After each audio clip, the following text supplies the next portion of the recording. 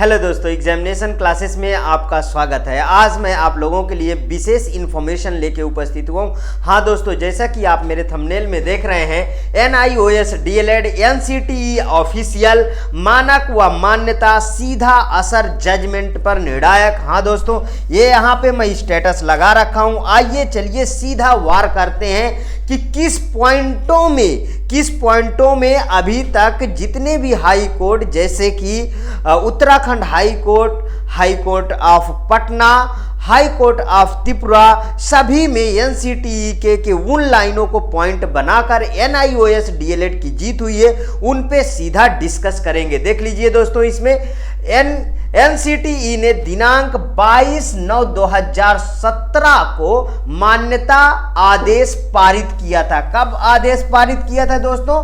22/9/2017 को मान्यता आदेश पारित किया था, जिसके तहत संपर्क विचार और अनुशंसा के बाद के खंड 12 के तहत शक्तियों का प्रयोग करते हुए विशेषज्ञ समिति विनियम 2014 के तहत यह निर्णय लिया गया कि मान्यता प्रदान की जाए राष्ट्रीय मुक्त विद्यालयी शिक्षा संस्थान NIOS नोएडा के लिए DLED मीन्स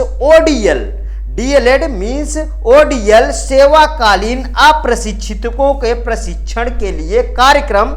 आगे समझे, शिक्षक उसमें निहित शर्तों को पूरा करने के अधीन है। इस आदेश का प्रासंगिक भाग इस प्रकार है, और जबकि उपरोक्त उल्लिखित निर्देशों के मद्देनजर मानव संसाधन विकास मंत्रालय द्वारा धारा के तहत NCTE के अधिनियम 1993 के 29 विचारोपरांत विशेषज्ञ समिति अध्यक्ष NCTE की अनुशंसा NCTE के खंड 12 के तहत अपनी शक्तियों का प्रयोग करते हुए मान्यता मानदंड और प्रक्रिया विनियम 2014 NCTE मुख्यालय के पत्र संख्या NCTE द्वारा छूट प्रदान की गई। रेगुलर यहाँ पे दोस्तों ये पूरा इनका जो संख्या है वो दिया है। मुख्यालय दिनांक 11/9/2017 एवं पत्र दिनांक 22/9/2017 में निम्नलिखित प्रावधानों के लिए NCTE विनियम 2014 के निर्देशों को सुनिश्चित करते हुए RTE अधिनियम में संशोधन लागू करने के लिए MHRD 2009 को विधिवत पूरा किया गया। आगे देखिए, ऑनलाइन जमा करने से संबंधित कोई प्रावधान NCTE एप्लीकेशन पोर्टल पर आवेदन, द्वितीय की अवधि से संबंधित कोई प्रावधान कार्यक्रम ताकि इसे हटाकर 18 महीने किया जा सके।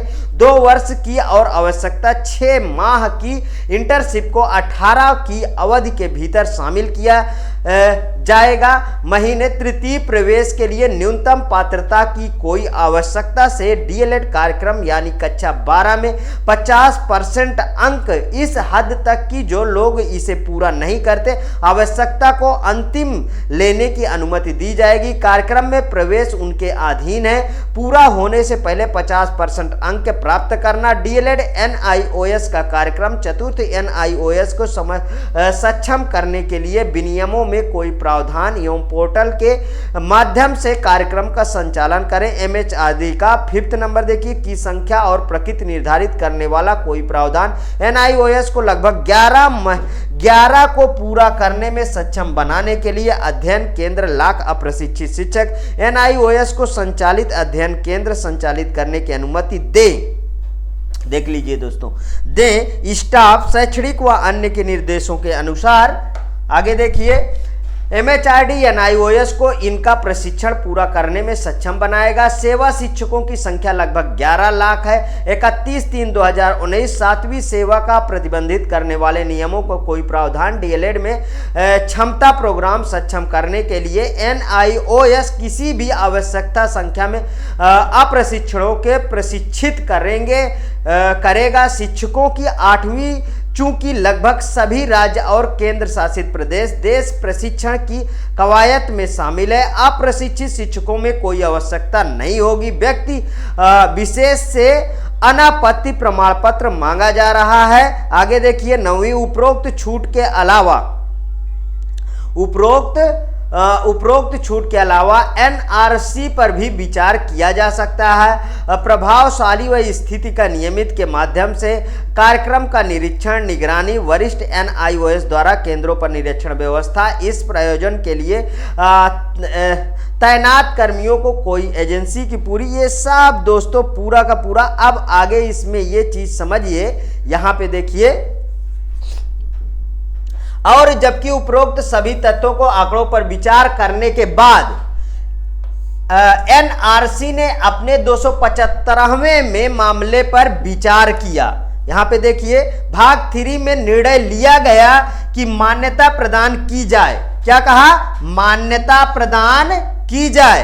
राष्ट्रीय मुक्त विद्यालयी शिक्षा संस्थान एनआईओएस नोएडा डीएलएड ओडीएल कार्यक्रम स्वयं पोर्टल के माध्यम से सेवारत अप्रशिक्षित शिक्षकों के प्रशिक्षण के लिए एमएचआरडी एनसीटीई अधिनियम 1993 की धारा 14, एनसीटीई की धारा 7, 16 विनियम 2014 निम्नलिखित को पूरा करने के अधीन है। दोस्तों क्या लिखा है? पूरा करने के अधीन है। अब यहां से आपको समझ में आ गया, यही वो तथ्य था दोस्तों जो त्रिपुरा हाई कोर्ट में एनआईओएस डीएलएड की जीत हुई थी।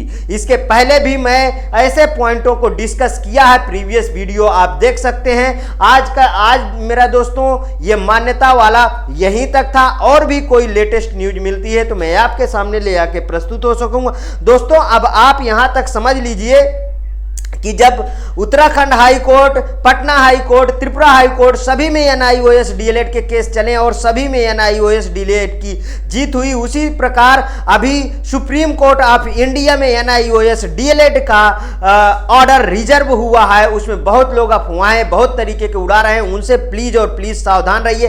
एनआईओएस डीएलएड के पक्ष में यह फैसला है, जैसा कि आप उस समय कोर्ट में भी उपस्थित रहे होंगे या किसी तरीके से जानकारियां मेरे प्रीवियस वीडियो में देख के भी पाए होंगे कि लंच के समय का पहले तो कुछ जो है वकील साहब एनआईओएस डीएलएड के थोड़े से धीमे थे, लेकिन लंच के बाद तो मैम ने पूरा का पूरा तूफान हिला दिया था। और उस अकॉर्डिंग से देखा जाए कि जज का रुख एनआईओएस डीएलएड के पक्ष में दिखता है, इसलिए एनआईओएस डीएलएड की जीत सुनिश्चित होगी। दोस्तों हाँ, मैं कोई हाई कोर्ट या सुप्रीम कोर्ट नहीं हूं दोस्तों, लेकिन तथ्यों पे बात करता हूं।